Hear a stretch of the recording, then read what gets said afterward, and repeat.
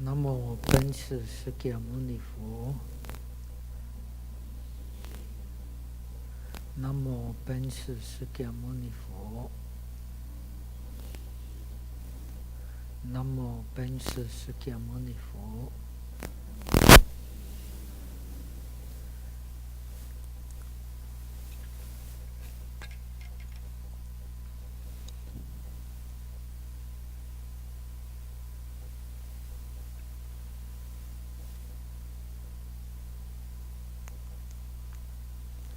Now we have come to the page 2, the two thoughts.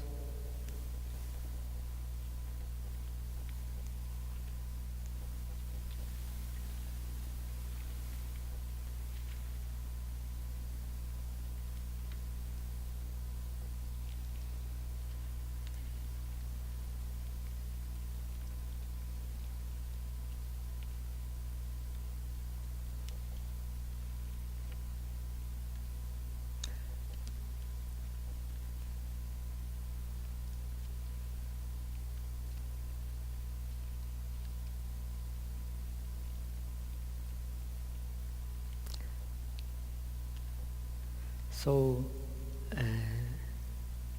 we have explained we want to learn finally to use equal effort to keep the mind in balance.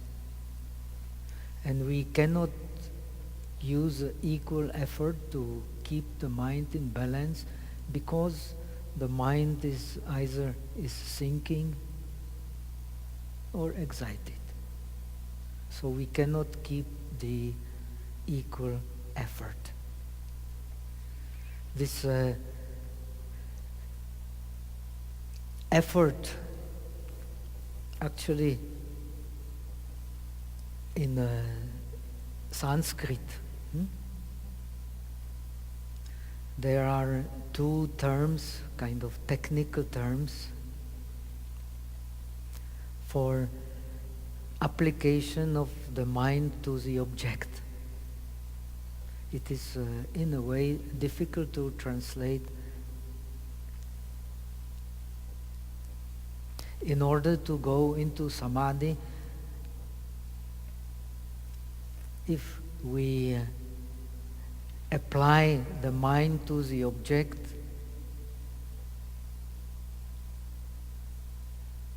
which with too much force, too much effort,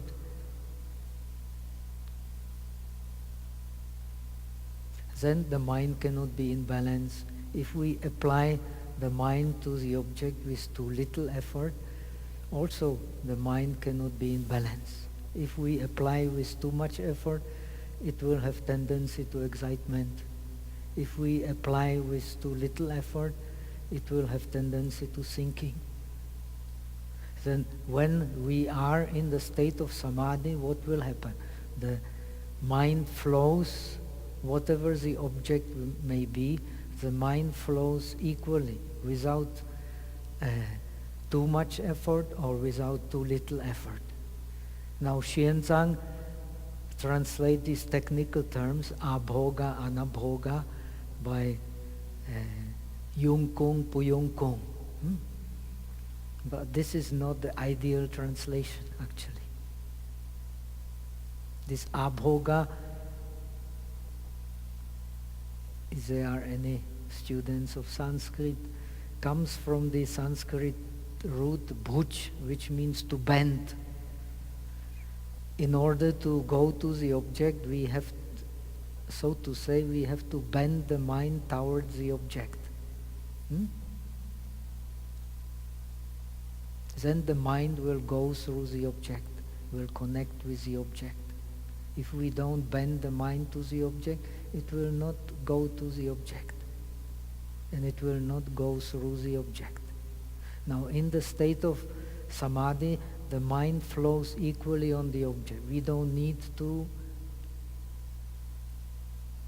make extra effort. We also don't slack the effort, the mind flows.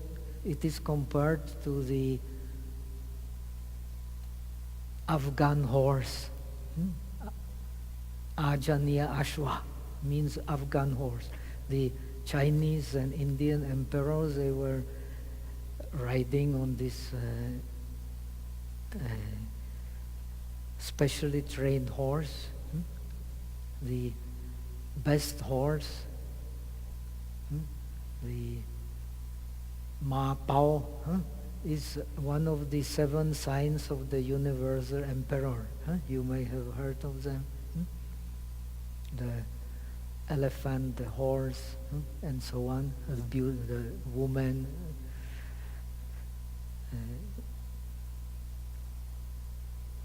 So this Afghan horse in the ancient times, the Afghanistan even now, is the country of the best horses. Now the Afghan, specially trained Afghan horse, you don't need to pull the string, no? It's not the string. What do you call it? The rein, you don't need to pull. You just hold the rein and it has such intelligence, it will understand your meaning and it just gallops naturally, according to your wish. You just hold the reins and it gallops smoothly. Similarly, when the mind is in the state of dhyana, in the state of concentration, it runs smoothly. You don't need any special efforts to keep it on the object. It just runs smoothly on the object and it does not sink, it does not get excited. So it is in perfect balance. It flows like on the ghee. The purified butter is ghee. Learning meditation is also compared to producing ghee from the milk. Then the ghee is the best product from the milk. And the milk is in ancient India the best food. And the richness was measured in India also by the cows. How many cows you have, so rich you are. Now, the ghee is purified butter. Is very, very smooth. And the mind in the state of deep concentration flows also like on the ghee. Very, very smooth, without bumps. No bumps. Straight. So this is how we have to learn to bend the mind to the objects, all objects. Now this usually in the Southern tradition, the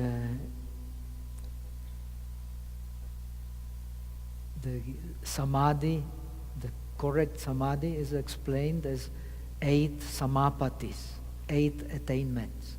The 4 attainments in the subtle forms and the 4 attainments in the formless. That means the correct samadhi. Now you are learning the northern tradition, so you are learning the shamatha by means of the 9 we have started to learn in the morning, the 9 dwellings of the mind in the shamatha, called Shinju, Kyu Shinju. We have started learning, right? Remember? What is the first one? Neju. Then Samstapayati. Shiju, no? Or Xiang Shiju. Then Xiaju. Then Jinju. And so on.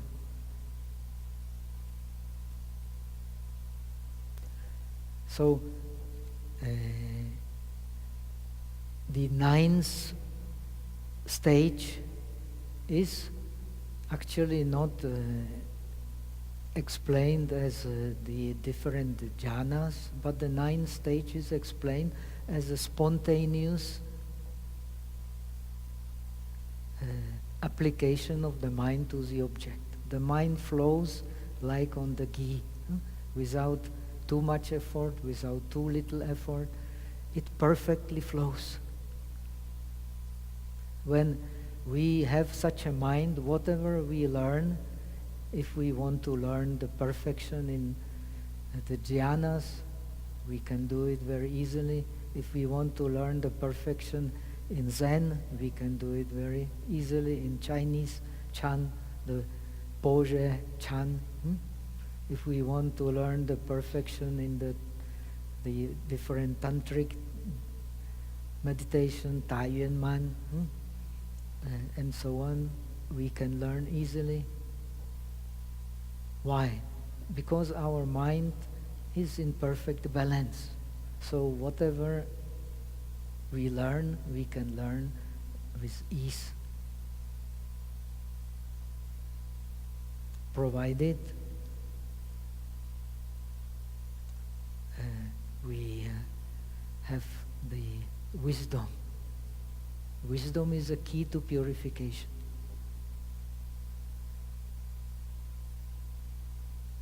And actually, this well-balanced mind is connected to wisdom. So there is a saying in Dhammapada, very important saying, Nati jhanam apanyasa, nati panya ajanasa, yasa panya cha jhanam cha, so nibbanasa santike. There is no dhyana, no chan without wisdom. There is no wisdom without dhyana. One who has dhyana and the wisdom, he is dwelling in the vicinity of nirvana. He is in the vicinity of nirvana. So this, the science of meditation is based on this well-balanced mind, effortless mind. This is called anabhoga. Ren Yun. Ren Yun Zoi is the ultimate attention. No matter whether we practice shamatha or we practice vipassana, the ultimate aim is to attain the Ren Yun Zoi, the spontaneous attention, effortless attention.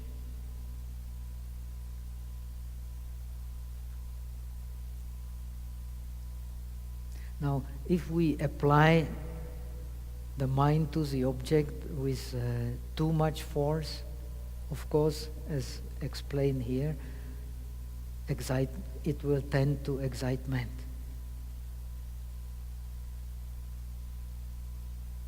And we apply the mind with too much force because we are our old habit of grasping. Grasping is actually what separates us from the reality. Because we have grasping, we cannot apply this spontaneous attention.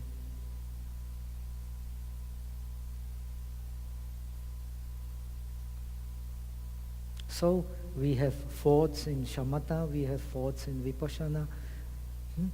The thoughts in shamatha are our mind is not in balance. The thoughts in vipassana are we are paying attention to the objects which are our own fantasy, which do not correspond to reality at all. So we are stuck. When we know we are stuck, we can apply the medicine. But the worst condition is we are stuck, but we even don't know we are stuck. So it is very important to study the state of the mind which is not stuck. And that mind is a mind which applies a spontaneous attention.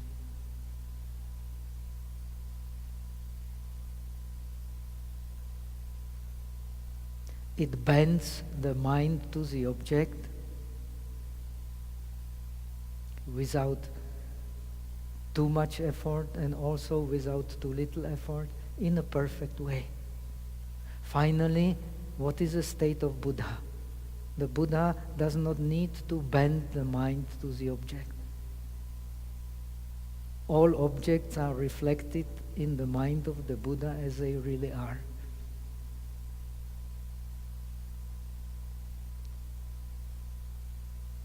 So,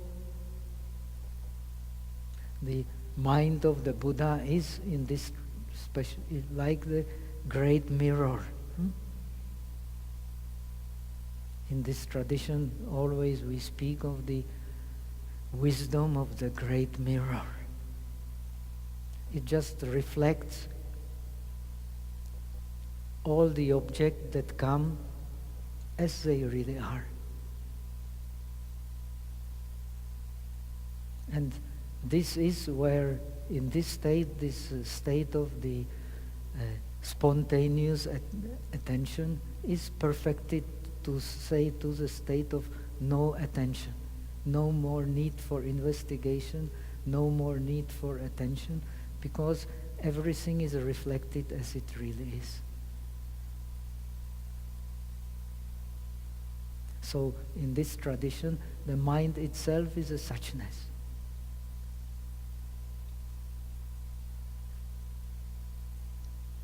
Now this is the aim to be attained. So rather than speaking of the 8 samapatis as being the content of the training in shamatha, we speak of the spontaneous attention as being the aim of the shamatha, and also the spontaneous attention as being the aim of vipassana, the same aim. The mind does not need to make an effort, and the mind is not slack. So the mind is in perfect condition, and it just reflects.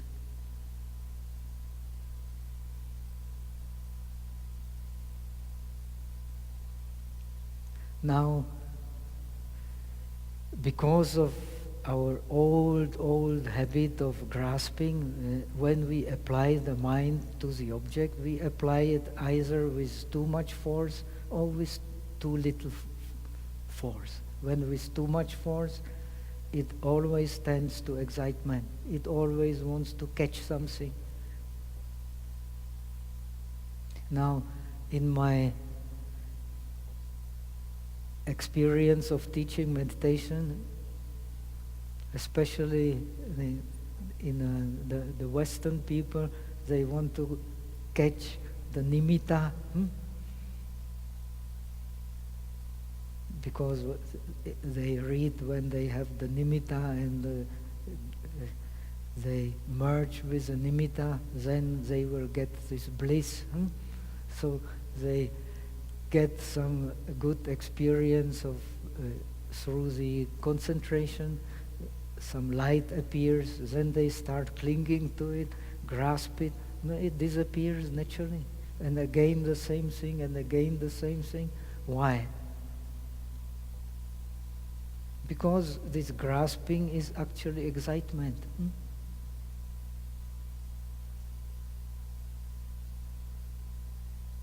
When we penetrate this as being our delusion, then we can bring the mind into perfect balance. We don't reject the unpleasant, we don't grasp for the pleasant, and we are not deluded in regard to neither pleasant nor unpleasant. So the mind can dwell spontaneously on the object, in the balance. So the shamatha and vipassana can join together.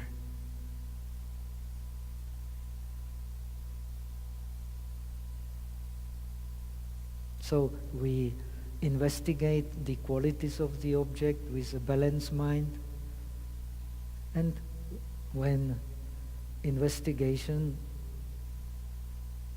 because whatever is changing is impermanence, impermanence is very, very powerful. Then rest in the state of balance of shamatha. You don't pay attention to impermanence, you pay attention to the non-changing. Changing, non-changing, changing, non-changing, balanced mind.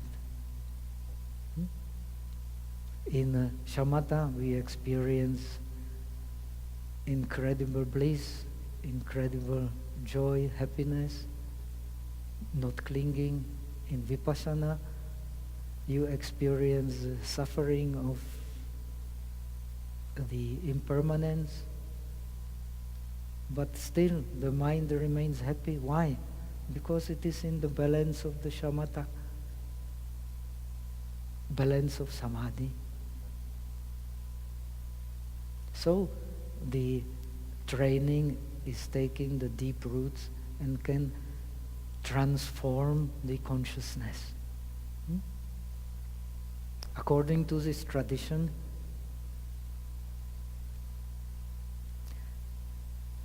our consciousness is transformed from its natural state, which is suchness, by our habit of grasping for the self in persons and the self in the phenomena.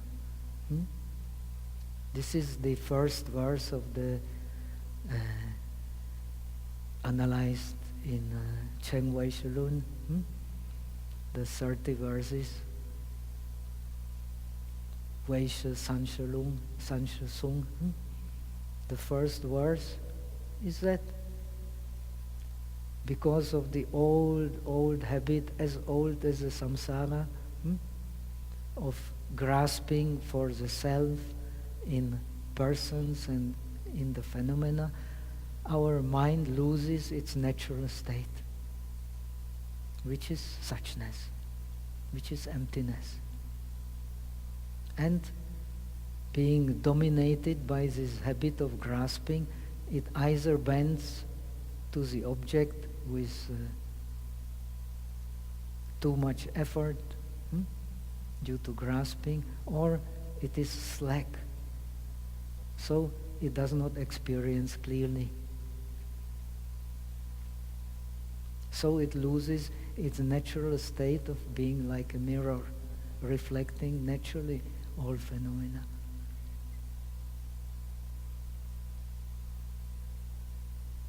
Very important to understand. So now we want to learn to keep the mind in the perfect balance. That's why we learn meditation. That's why we learn shamatha and vipassana. To always bend the mind spontaneously to the objects. And we are learning it with the help of the breath, with the help of observing the in-breath and out-breath mindfully. This is our aim. What means mindfully? What is the purpose of the practice of the essence of mindfulness? Are the 4 foundations of mindfulness. The Buddhist scriptures explain. So we master mindfulness by mastering the 4 foundations of mindfulness. And to master the 4 foundations of mindfulness with the help of the breath, here it is explained what we need. In terms of mindfulness of the respiration, one should know these 5 kinds of training. In Sanskrit they are called 5 parichaya. Parichaya means we should have 5 kinds of familiarities. Actually, this is literally translation. In Chinese, how do they say?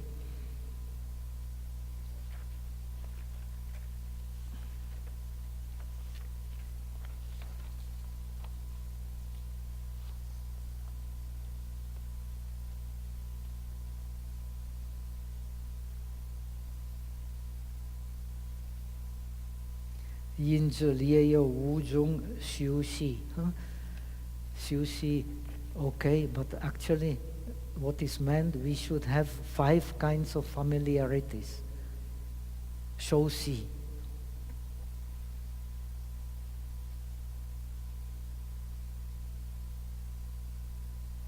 This would be the best translation.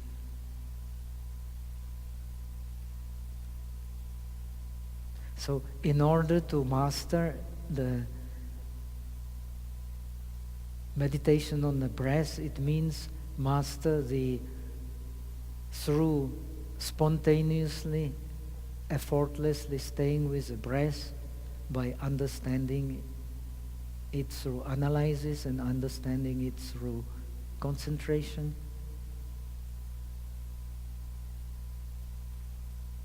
We can then learn the art of staying spontaneously on any object. And the breath is the most suitable object for mastering the 4 foundations of mindfulness. Why? Because the breath, as explained before, the foundation of the breath is the body and the mind. We breathe because we have body and the mind together.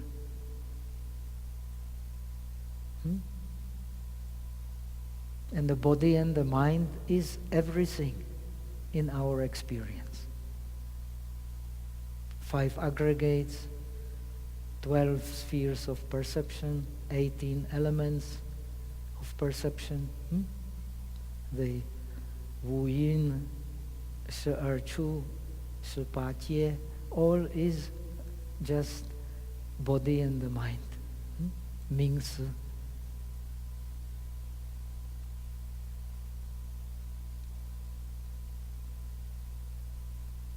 That is why, through meditating on the breath,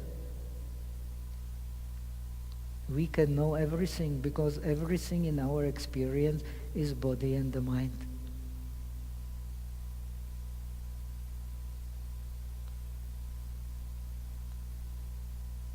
Body and the mind is our universe. That is why in Tiantai tradition you read like 智一大师 Xiao Chan Polomi. This body and the mind is our universe. There is no other universe. We are the universe.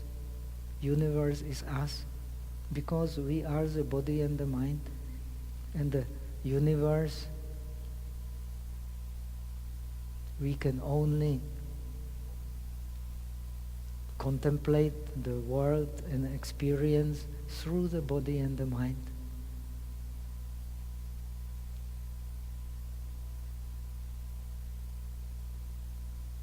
Now, body and the mind means the 5 aggregates.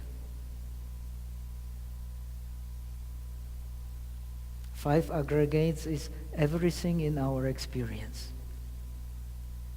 If, according to Buddhism, if we see in our experience something outside the 5 aggregates, we see the horns on the turtle, we see the horns on the rabbit and the hair on the turtle. We see the non-existing things.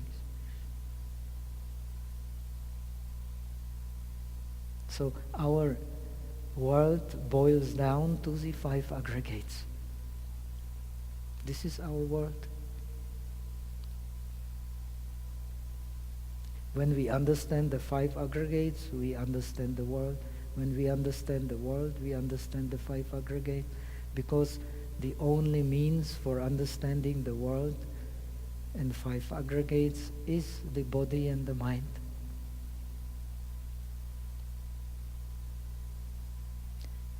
I have body and the mind, you have body and the mind, all beings have body and the mind.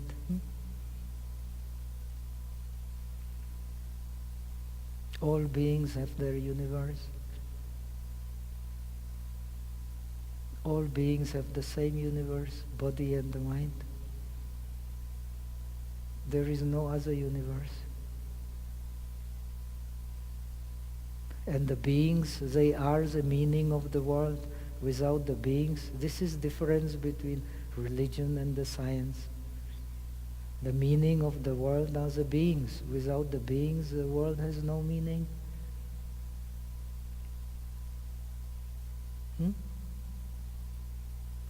This is difference between religious outlook. The beings make the meaning. The mind makes the meaning. Now, what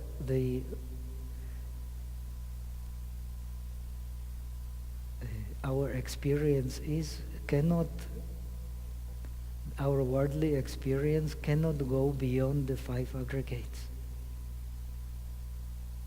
So, knowing the breath,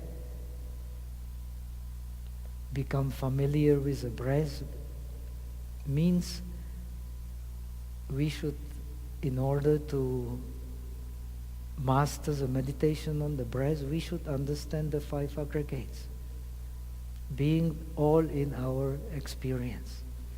Now, when we watch the breath is the aggregate of the what? Of rupa, of sa, aggregate of form. The breath cannot exist without the body. The breath itself belongs to the body. But we have explained it is the mind-created form, mind-created body. But it belongs to the body. That which received the breath, that is a sensation. That's why in Chinese sensation is called shou, receive, ling na. So, in order that there is a sensation, there has to be an object. Without an object, no sensation. Now, is the sensation same as the object, or is it different from the object? Please tell me. Wherever there is sensation, there is object. Wherever there is object, there is the sensation. Sensation is not the object, because it is the mind, but it is also not different from the object, because without object, what kind of sensation? Neither same nor different.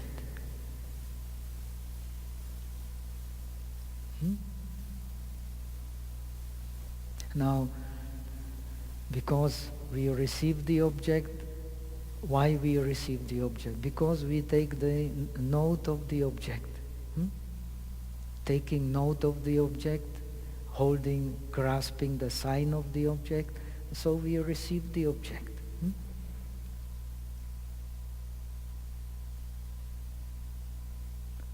Chinese, very wonderful language. What means perception? The xiang, and underneath the xin, the heart receive the sign. If the heart does not receive the sign, there is nothing to receive. If the heart does not note the sign, nothing to receive. Now, is the perception same as the form, or is it different from the form? Neither same nor different. Cause and condition.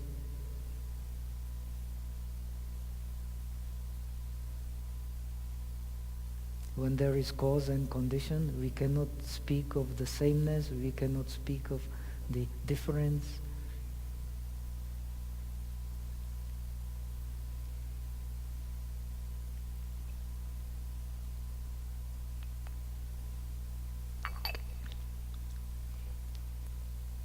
Now, if we receive the object, then the mind goes to the object. How the mind goes to the object? It has a will. And the will, with the will come all the other mental factors.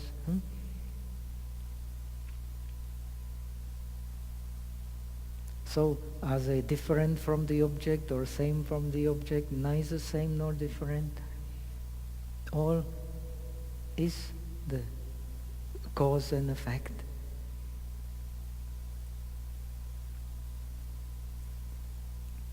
Then, if the will takes us to the object, because the perception takes the sign of the object and the sensation receives the object, then we can differentiate the object. That is the consciousness.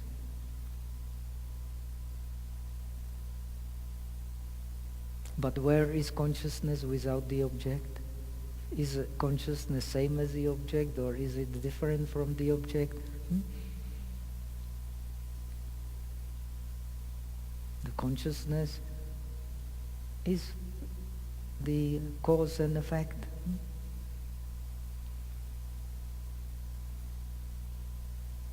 So, through understanding the cause and effect means what?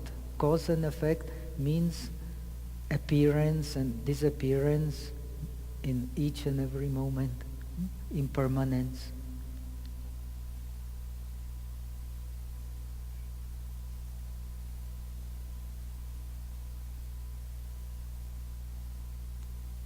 So, this is our real experience of the breath. It is within the impermanence, within the cause and effect, within the frame of the five aggregates. Five aggregates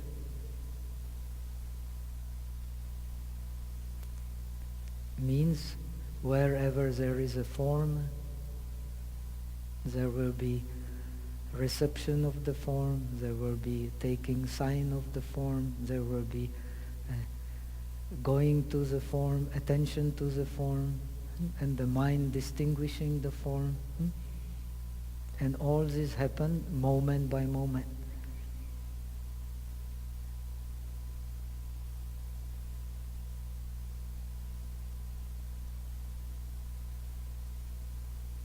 So, it is a state of impermanence. In this state of impermanence, that object that we grasp is actually already past object. We cannot, strictly speaking, we cannot grasp the present object. It's already gone. That what we grasp is the past object. Very important to understand. And you can see it best on the breath. The breath is a wind. How can you grasp the wind? What you grasp is your idea of the wind.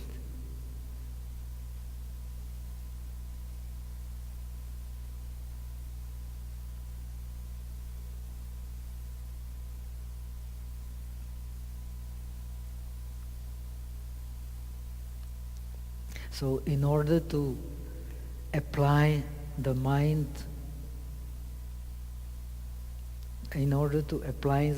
correctly to the breath, we have to learn about the five aggregates, understand the five aggregates. being the whole of our experience. The Buddha says, there is a famous saying in Susima Sutta, Sabam. Anyone studying Pali? Sabam anabhijanam sabam, aparijanam sabam, avirajan sabam, apajaha ababho dukkha khayaya. Without knowing all, without penetrating all, without detaching from all, without abandoning all, we cannot get rid of suffering. Very important saying. And the all is the 5 aggregates.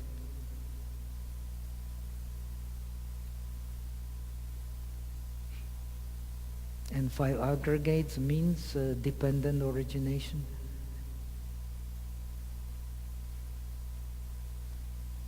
They never exist separate. They always exist together in the state of a process. In the process, what you hold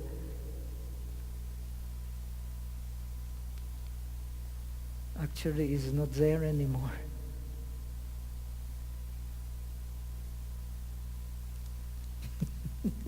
Very wonderful. So, you're learning the Northern Buddhism. So the real state is everything can be a process in the state of emptiness. Because nothing has a self-existing nature. In the process, nothing can have self-existent nature. Because in the process, nothing can stand. If something stands, it is not a process.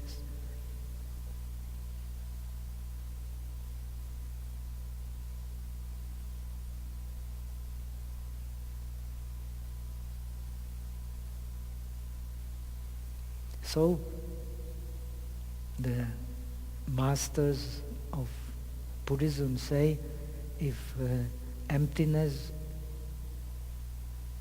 makes sense, everything makes sense. If emptiness does not make sense, nothing can make sense. Why?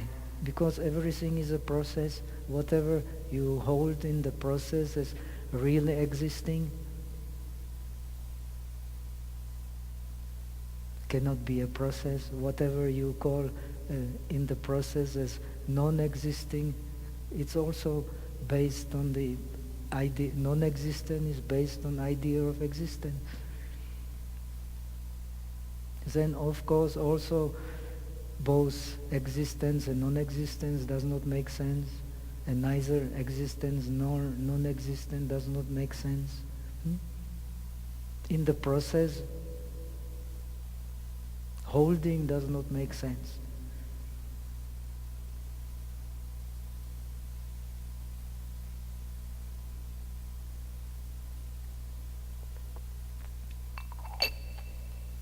But we want to hold.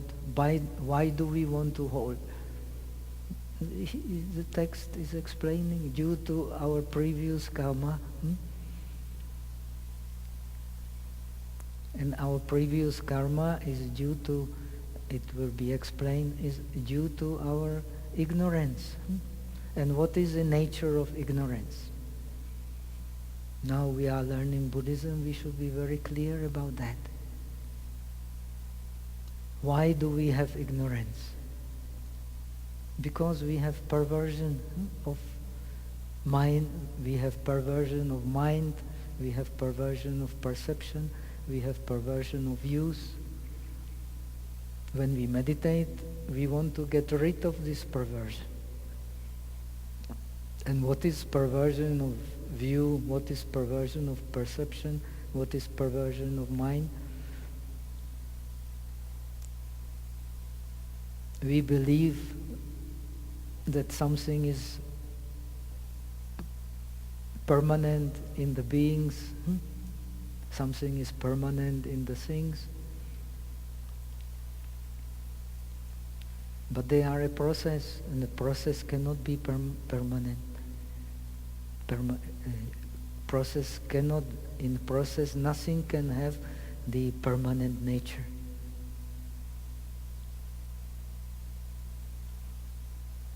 Now we perceive in this process as something lasting.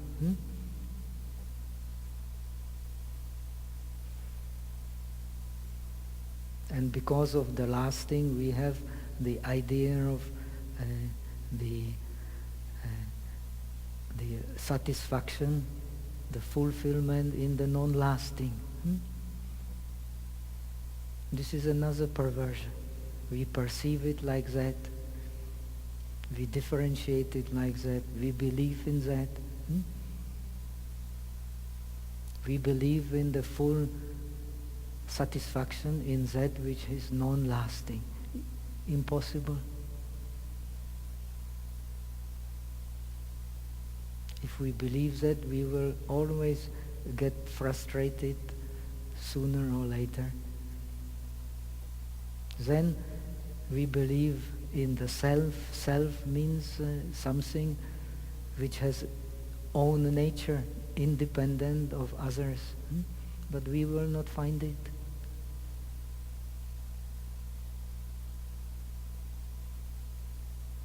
We will not find it in beings, we will not find it in things. And we want the purity in that which is impure, because why is it impure? Because it is connected with suffering. Impurity means suffering.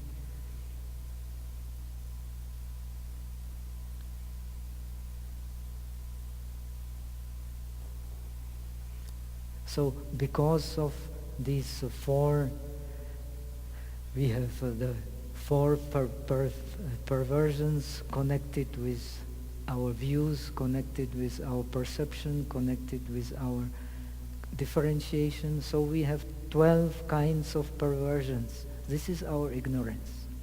Due to this ignorance, we create formations.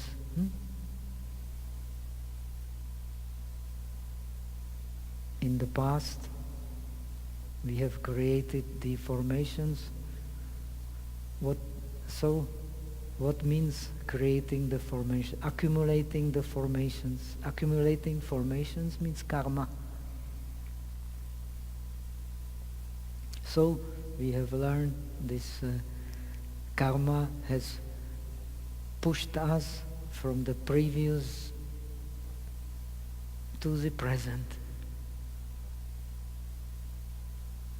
And it happens also now, even. It happens in the past and it is happening now.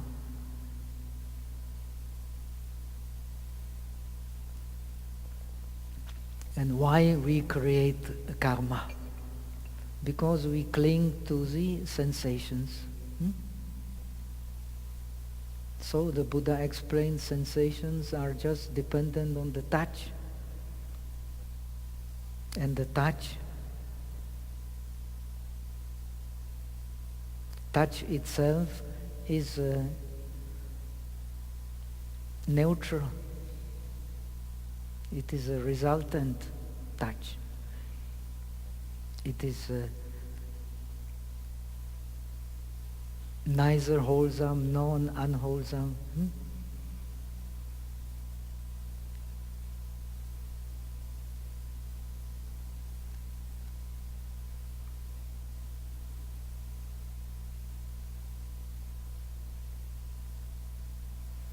If we have a pleasant touch, according to Buddhism, it is the result of our previous wholesome karma. If unpleasant touch, the result of our unwholesome karma. But we have done billions of billions of billions of billions of billions of karmas. Which karma causes a pleasant touch, which karma causes an unpleasant touch? Very difficult to know. But it is important to know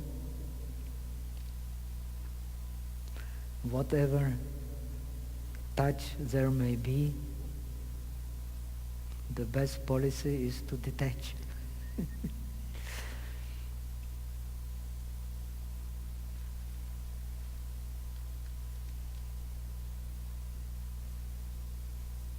No touch is worthy of attachment.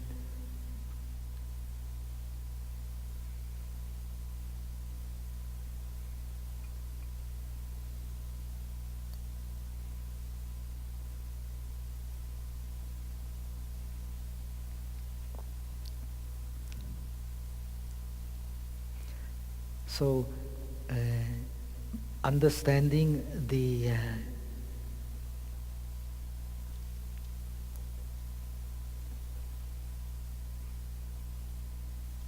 so we have, in order to understand the breath, we have these 5 types of familiarity we have to go through. The first is counting, it will be explained. Second is the 5 aggregates. It means understanding the whole.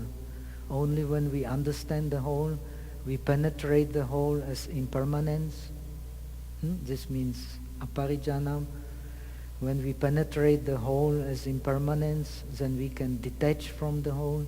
When we detach from the whole, we can abandon the whole. Abandon the whole does not mean that we can say bye-bye 5 aggregates. No, we cannot say bye-bye 5 aggregates. But we have to see them as they really are. That is abandoning. We have to see them as they appear due to touch, and no touch is worthy of clinging. If there is no touch, where are the aggregates? All that we can know, we can only know through the touch. Touch of the eyes, touch of the ears, touch of the nose, touch of the tongue, touch of the skin, and touch of the mind.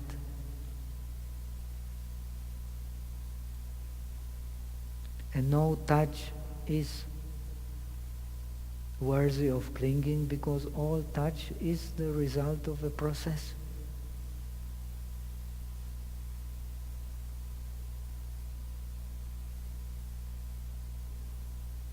And in the process is nothing lasting.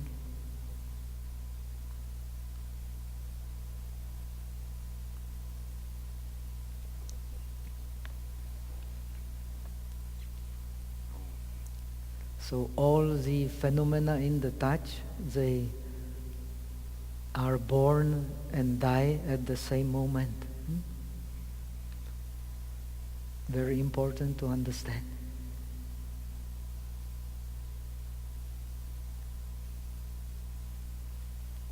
So it is compared in the commentaries like you have a full house of relatives.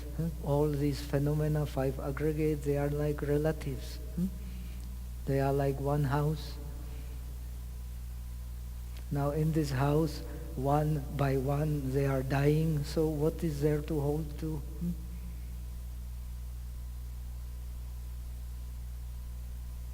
What is there to grasp?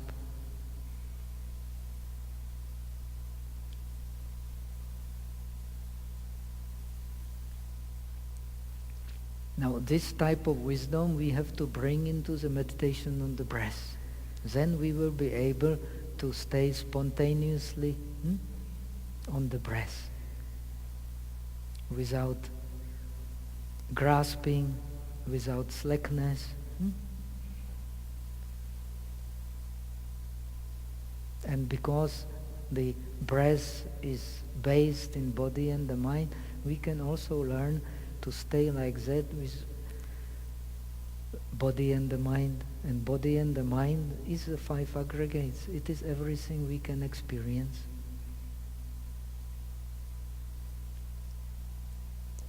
So with this understanding, engage in dependent origination. The 5 aggregates are dependent origination. They are the process. They are the cause and effect.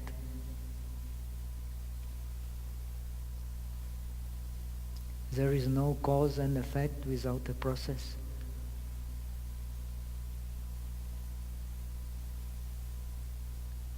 And if the process can exist, it can only exist moment by moment.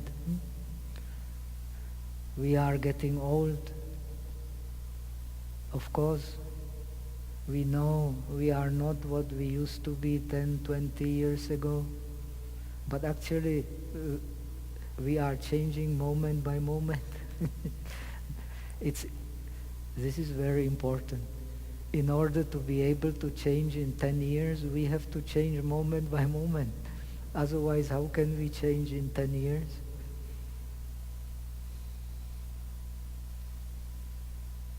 "20 years, 40 years, 50 years.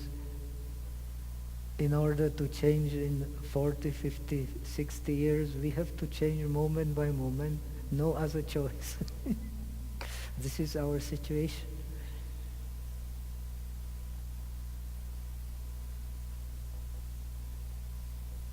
This awareness we have to bring into the meditation. Then we can learn to apply our mind spontaneously to the object, without grasping, without slackness.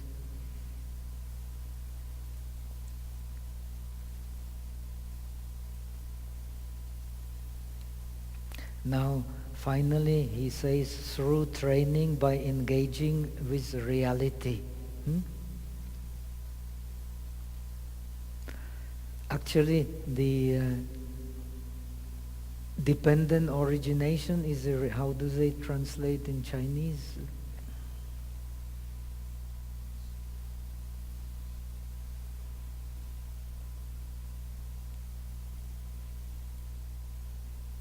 Yan Xi Zi Shu, Shanti Xiu Shi. Reality translate the 4 noble truths. But actually it's not the ideal translation here, reality. The 4 noble truths is the meaning. In the Buddhist teachers call reality actually the dependent origination.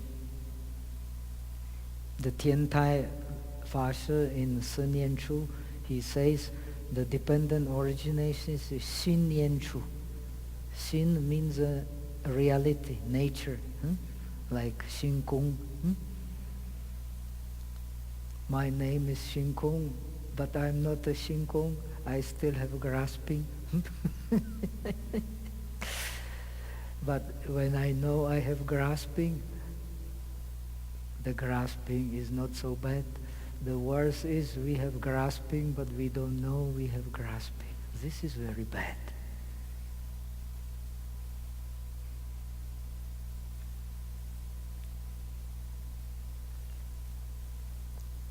When I know I have grasping, then the grasping we can learn from the grasping.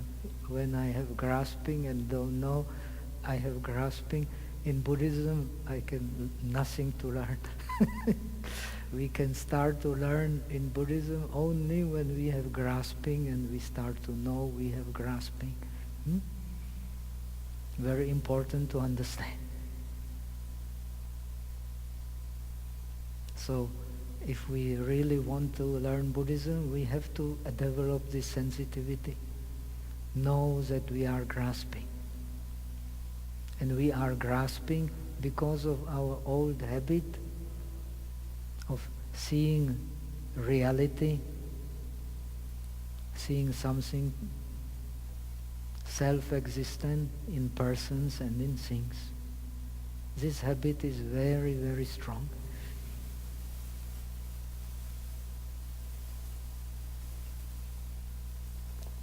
So, when we understand dependent origination, then we can penetrate the Four Noble Truths. And the Four Noble Truths, they are the object of realization. That's why he translates reality. In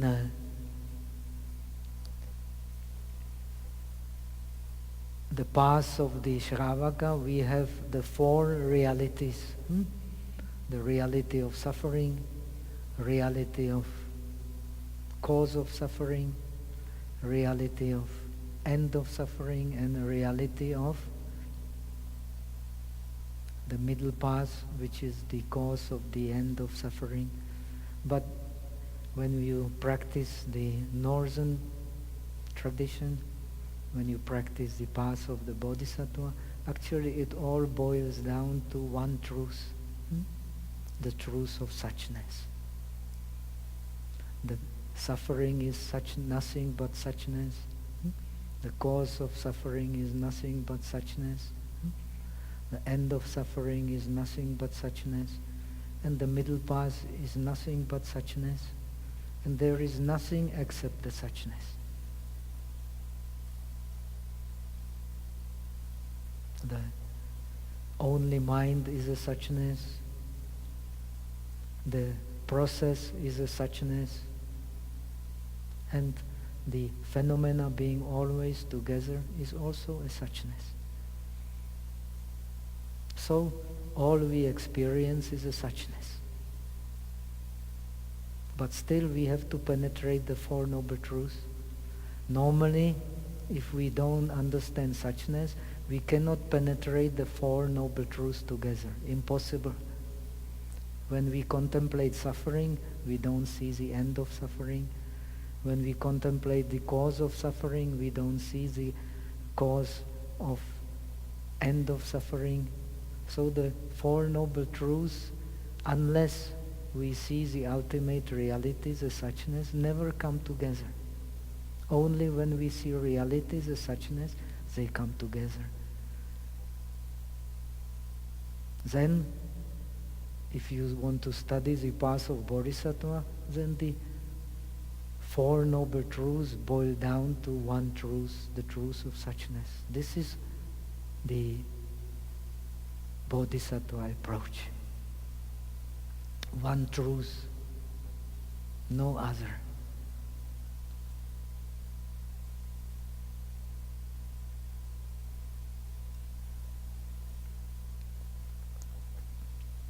Because we contemplate the one truth, therefore we understand,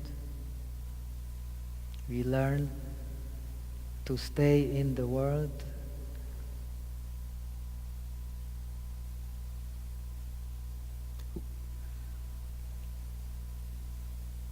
but with the transcendental wisdom. Transcendental wisdom is based on suchness.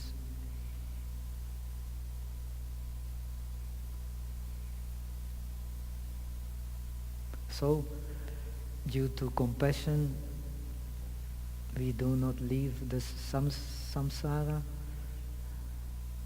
and due to wisdom, we learn not to suffer in samsara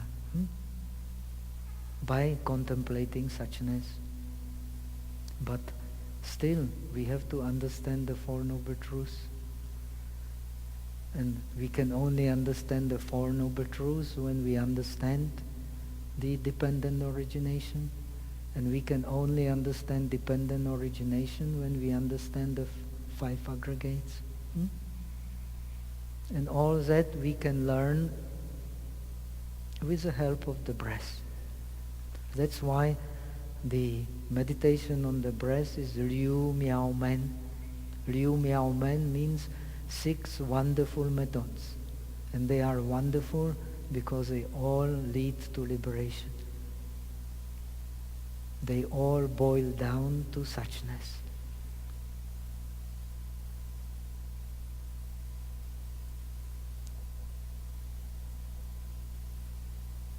So that much for today. We will then go into these trainings in the coming days. And I hope you will benefit maximum from this, and I myself will benefit maximum from talking. Okay.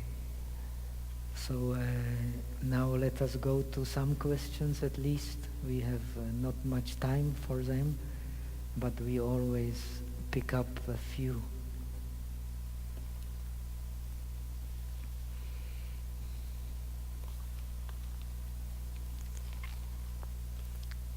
One more, two more.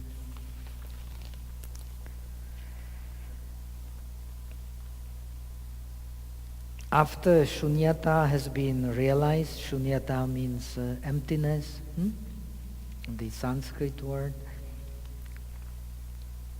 How does one apply samatha and vipassana? Of course, when the shunyata is realized, then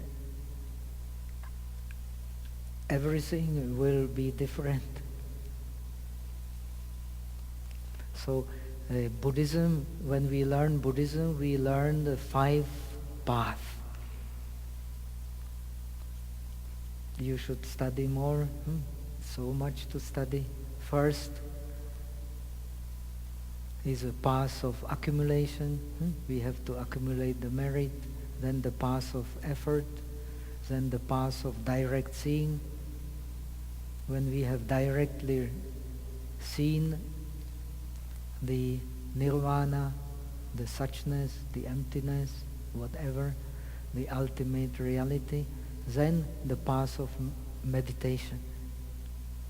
Path of meditation means we can learn to join the shamatha and vipassana, make them equal, like 2 wheels of the chariot. Balance. Then the mind, then we can master the mind and we can master the objects. It is a long training. Then the stage of perfection. So this is what is to be learned by meditation, step by step. Should it be practiced directly unto realization? Should it be dropped in favor of dwelling in realization? The realization, it's not clear what is meant here. Should it be cultivated on concepts like breath and then used to dwell?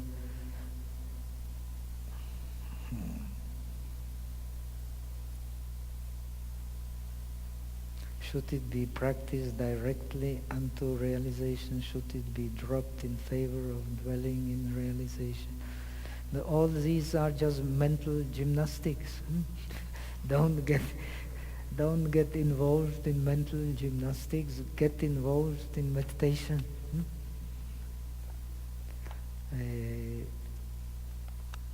So we need to study more. We need to understand more.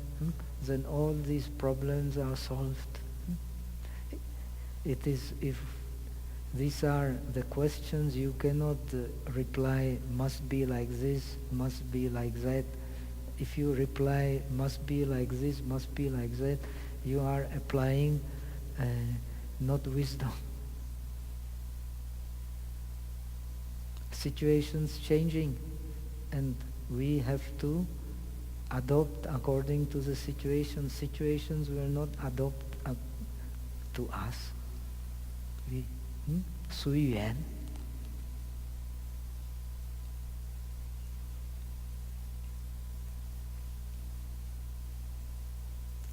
Would you please explain a little more about the 3rd step? 3rd step is placing, I guess. So 1st step is counting, 2nd is following, 3rd step is placing. That means the mastering of the shamatha. Training in shamatha in this tradition is called training in placing, in Ju. Does it mean the breath gets shorter and shorter and then disappear? Not exactly.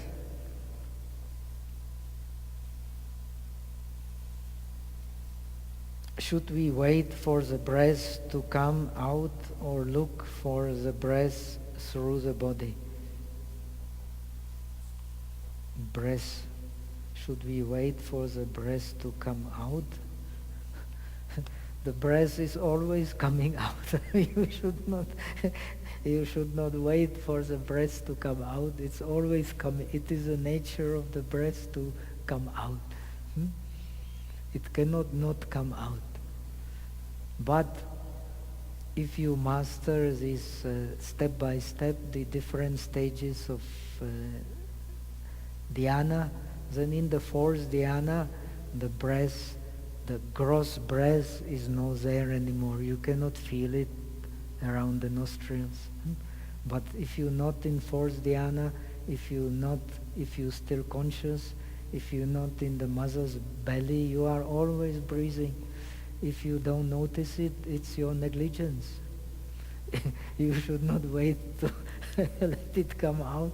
It's always coming out. Only you are sleepy and you are not mindful. This is a problem.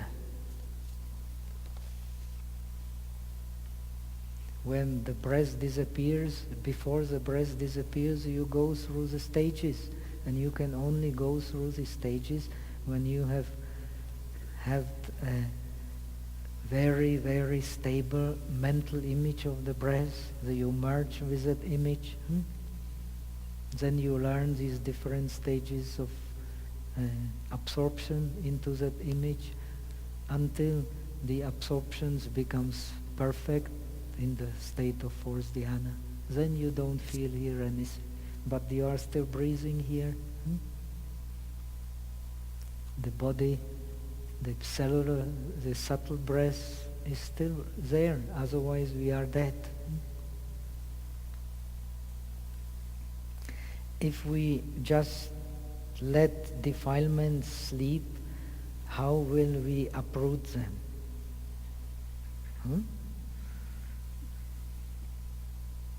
If we just let defilements, who is letting defilements sleep? I don't understand. If we just let them, do they die on their own? A very interesting question.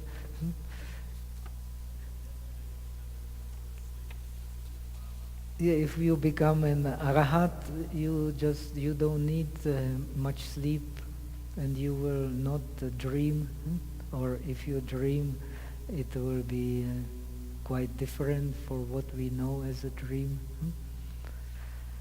And when you have no defilements, then you have the mind is always clear, so it needs very, very little sleep, or practically no sleep at all, just resting. What needs sleep, what makes us tired, is actually our defilements. That means our what we are learning, our unbalanced application of the mind to the objects due to our past defilements. Our past defilements is our ignorance.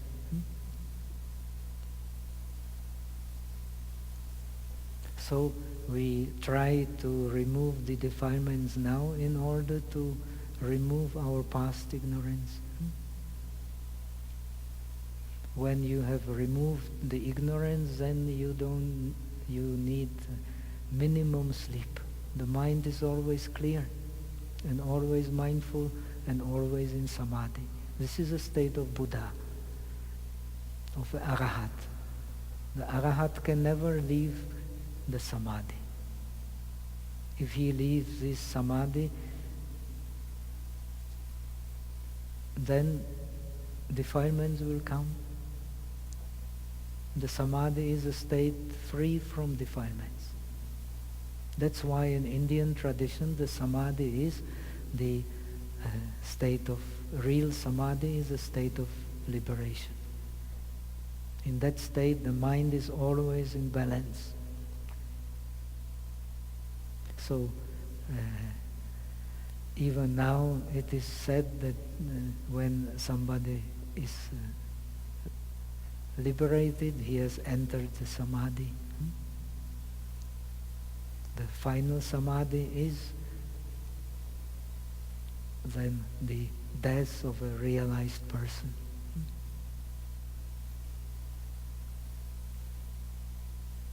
Why? Because first there is the nirvana with rest, which is the 5 aggregates, and there is nirvana without rest. And where do the 5 aggregates go? No one can say. All we can say is that no one can get hold of that. No Mara. So Mara very, very angry because he cannot find the aggregates of the Arahat. So very frustrated. And who is Mara? The death, the clinging, the defilements. This is a true Mara. This is a true devil. And he takes many, many different forms, very skillful.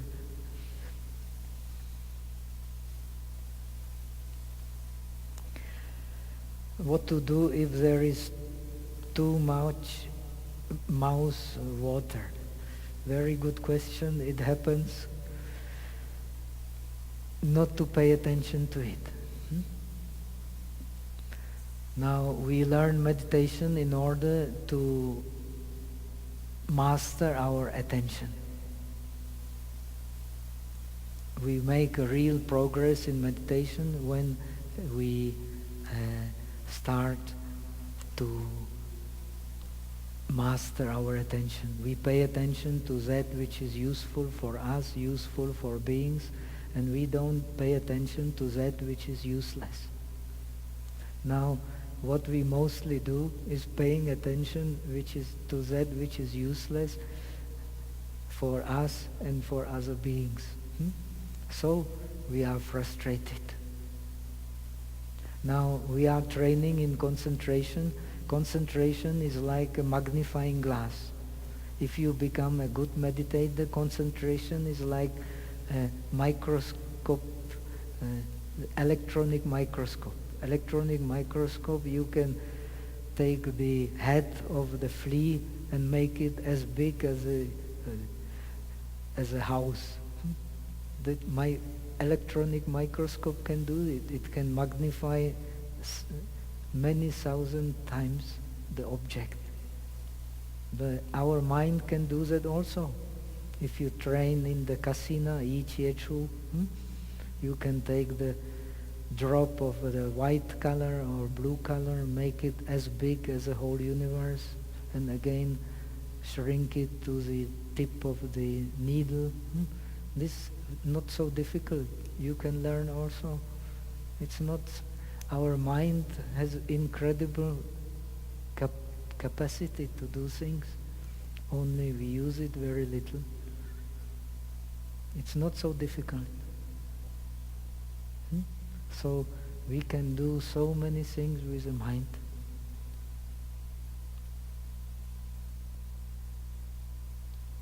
But we have to train.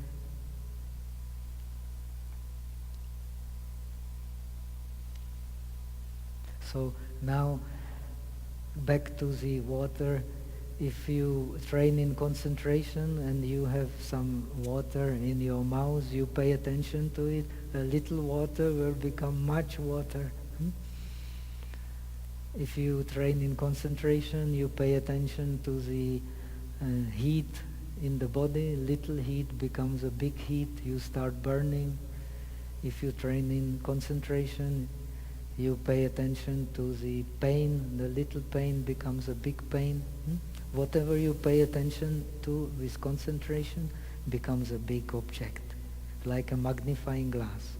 Concentration is a magnifying glass of the mind. But unless you have wisdom, you can use this magnifying glass to harm yourself, not to benefit yourself. That's why the concentration has to be linked to wisdom.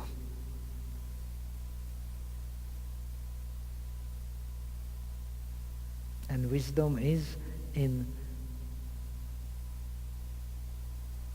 knowing the true nature of the objects, differentiating the objects in accordance with their true nature.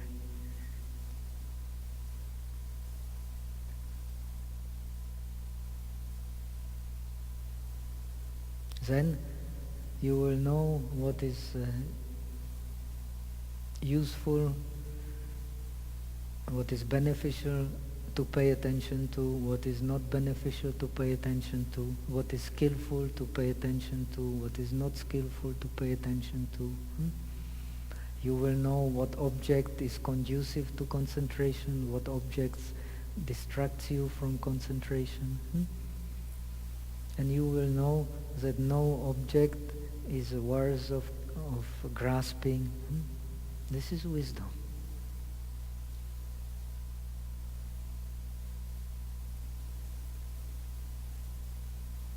Okay, now let us recite the Heart Sutra today. And that will do for the day, and we will continue tomorrow.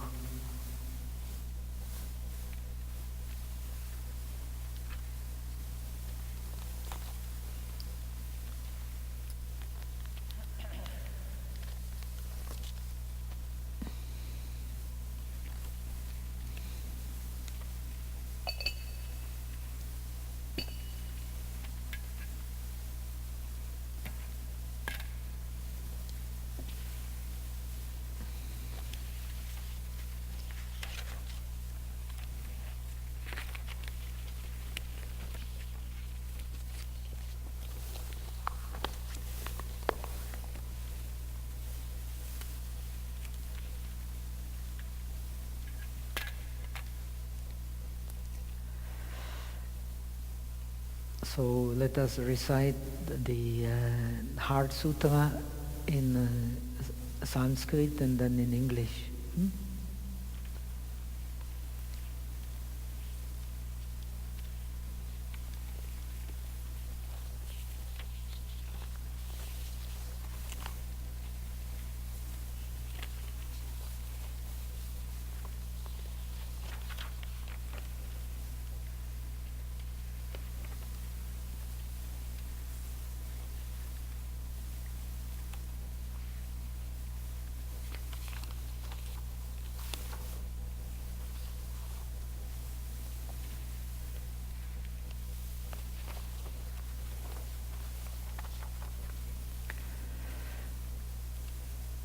Om Namo Bhagavatyai Arya Pragya Paramitayai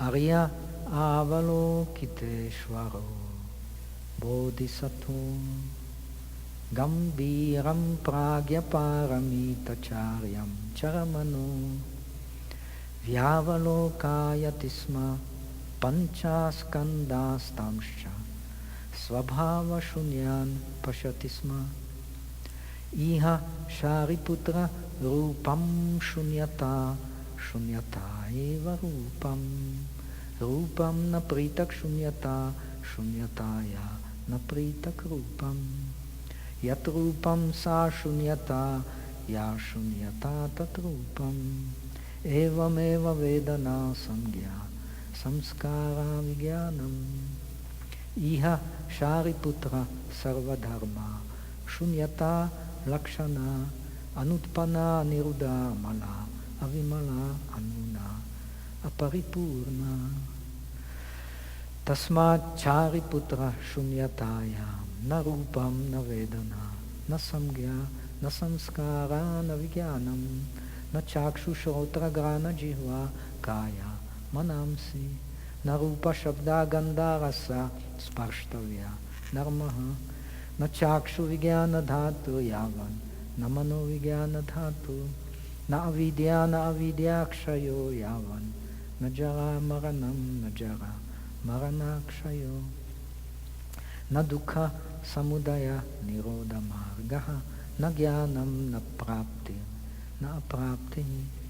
Tasmat chariputra praptitva bodhisattvasya pragya paramitamasharitya viharati achita avarana nastitva atrasto viparyasa atikranto nishta nirvana praptaha triyadva vyavastita sarvasambudha pragya paramitamasharitya anutara samyak sambodhim abhisambudha. Tasmaj gyatavyam pragya paramita mahamantro mahavidya mantro anutara mantro sama asama mantra sarvadukha prashamana satyam amityatvat pragya paramitaya ukto mantraha tatyatha gate gate paragate parasamgate bodhisvaha. Now let us recite in English.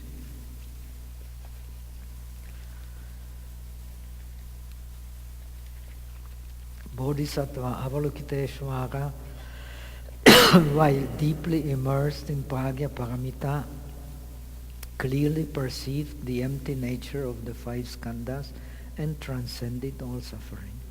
Shariputra, form is not different from emptiness, and emptiness is not different from form.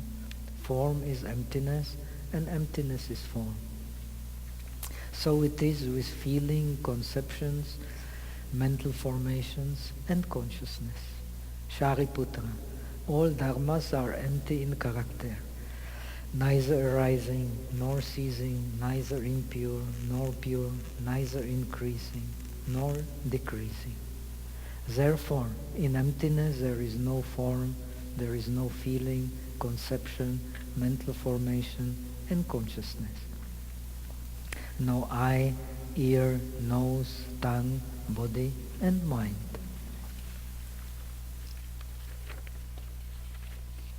No form, sound, smell, taste, touch, and dharmas.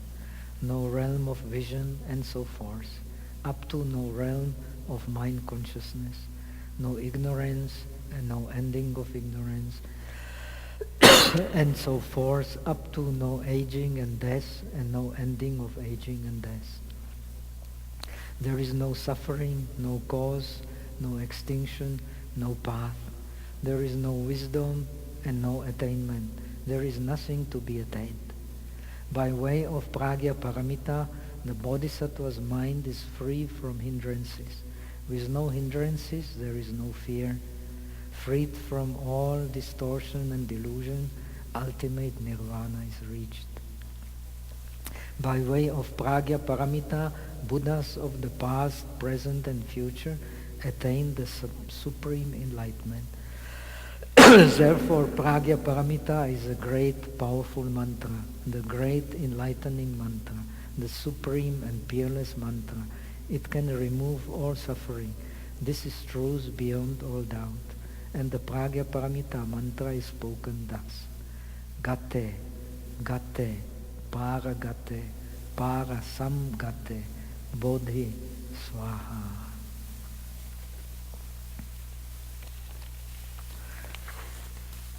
So now we do as usual our transference of merit, and that will do for today.